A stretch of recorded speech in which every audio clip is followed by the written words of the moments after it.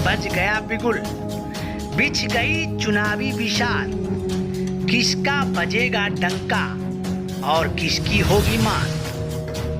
सत्ता के सबसे बड़े रण क्षेत्र का हाल, माजरा जो कि चुनावी दंगल की सबसे बड़े कवरेज, लोकसभा संग्राम।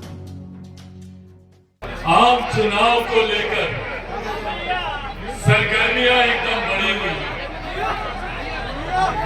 गठबंधन को लेकर, प्रत्याशियों को लेकर तमाम तरीके की बातें प्रमुखता से सुर्खियां बनी हुई हैं। आज यहाँ पर हमारे मीडिया के भी कई साथी मौजूद हैं और जो लंबे समय से इस बात का कयास लगा रहे हैं कि चिराग पासवान लोक जनशक्ति पार्टी रामविलास किसके साथ गठबंधन करेगी।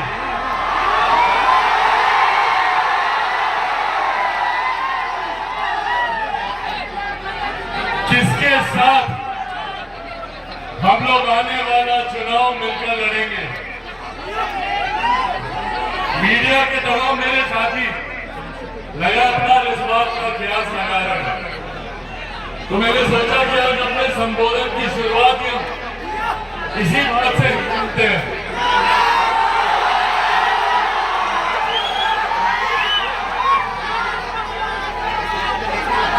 जहां तक रही बात गठबंधन की, तो इस बात को मैं स्पष्ट कर दूं कि चिराग पासवान का गठबंधन, चिराग पासवान का तालमेल सिर्फ और सिर्फ बिहार की जनता के साथ है।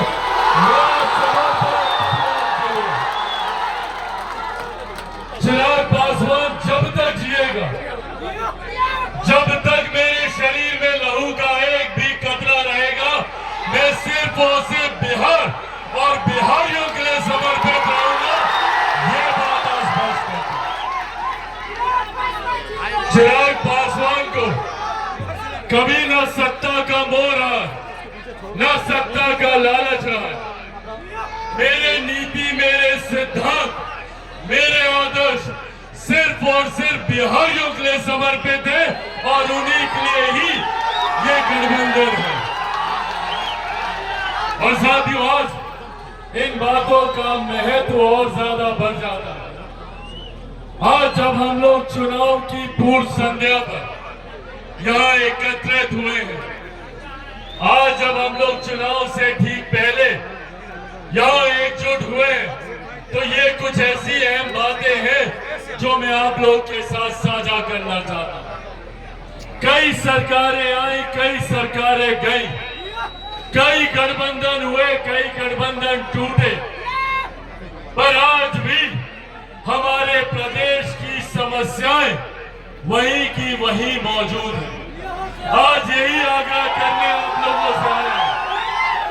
हमारे प्रदेश को बार बार कई सरकारों ने लूटा, कई राजनीतिक दल आए, कई राजनीतिक नेता आए, बड़े बड़े वादे हम लोगों से किए गए, बड़ी बड़ी बातें हम लोगों से कही गई, पर हकीकत है कि आज भी बिहार वही का वही खड़ा है।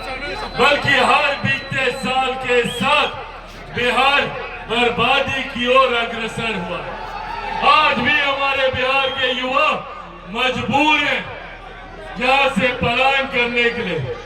आज भी हमारे बिहार के लोग दूसरे राज्यों में जाते हैं, शिक्षा के लिए, रोजगार के लिए, स्वास्थ्य सेवाओं के लिए।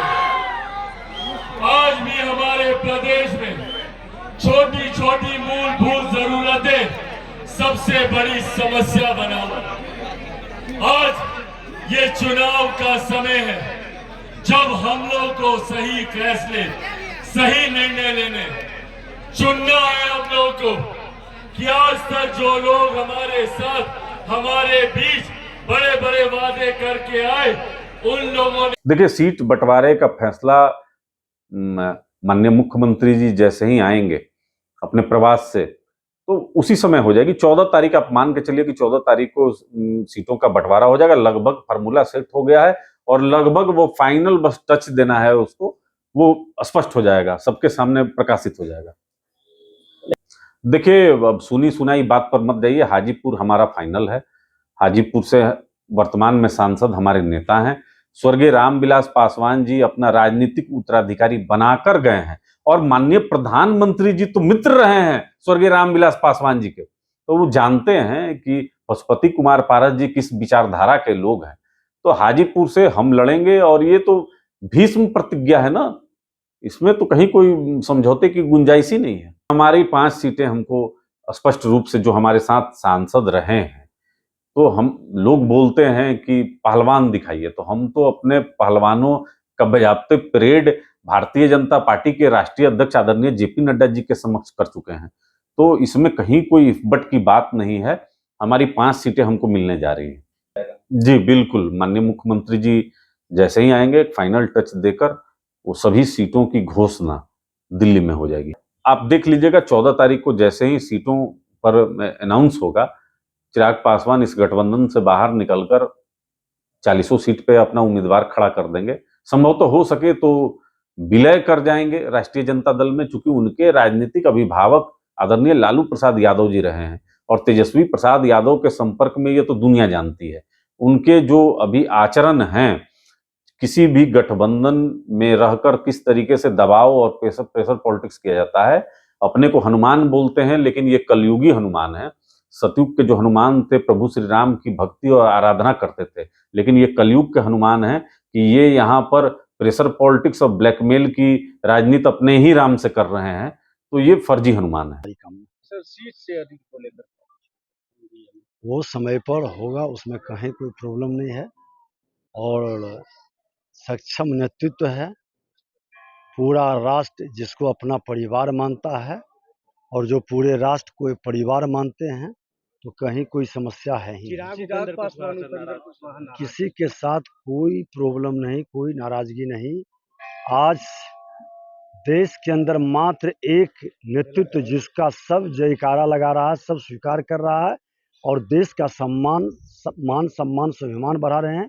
देश के प्रधानमंत्री नरेंद्र मोदी जी, उनके नेतृत्व को सब स्वीकार भी कर रहे हैं, और सबको विश्वास भी है। एनडीए में सीट शेयरिंग के लेके आप लोग चिंतित नहीं होइए। हमारे जो भी घटक दल के नेता हैं, सब आपस में बैठकर फैसला कर लेंगे। चिराग हो या उपेंद्र, मैंने कहा, देख लीजिए, अब उस पर तो हम कुछ टिप्पणी नहीं कर रहे, कोई बात नहीं। हमारे नेता, सर्वमान्य नेता माननीय मुख्यमंत्री नीतीश कुमार जी, जिनका न्याय के साथ समावेशी विकास की धारा मजबूत करने के लिए, प्रधानमंत्री सबका साथ सबका विकास की धारा को मजबूत करने के लिए सब एनडीए के लोग एक साथ हैं। गठबंधन ने ऑफर दिया है चिराग पासवान को। इंडिया गठबंधन का क्या मतलब है? इंडिया गठबंधन न सोचे, उनका जो इंडिया गठबंधन का जो पत्ता साफ हो रहा है, ये बिहार से 40 के 40 एनडीए के पक्ष में झोली में जाएगा। एनडीए में ऑल इज वेल हो जाएगा। कभी गड़बड़ था ही नहीं तो हो जाएगा का क्या मतलब है? अरे भाई, सीट शेयरिंग हो जाएगा, क्यों चिंता करना है इस बात का? सीट शेयरिंग, अरे माइक पीछे कर लो, माइक पीछे कर लो भाई।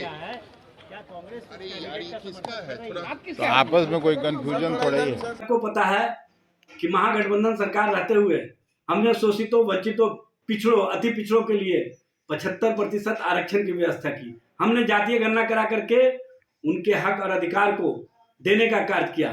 94 लाख परिवारों को 2-2 लाख रुपए देने की जो हमने योजना बनाई, उसको सरजमीन पर उतारने के लिए हम आगे बढ़ चुके थे।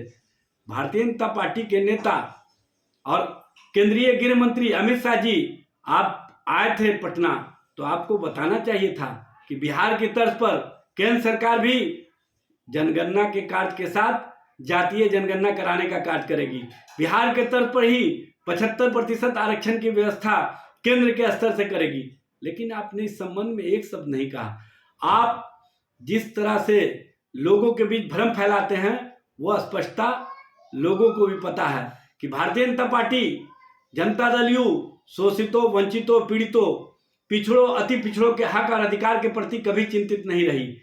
जब हम आरक्षण की व्यवस्था देने जा रहे थे और जब इस पर माननीय न्यायालय के द्वारा रोक लगाई गई थी, तो भारतीय जनता पार्टी के कार्यालयों में मिठाइयाँ बटी थी। ये कौन सी नीति है? सब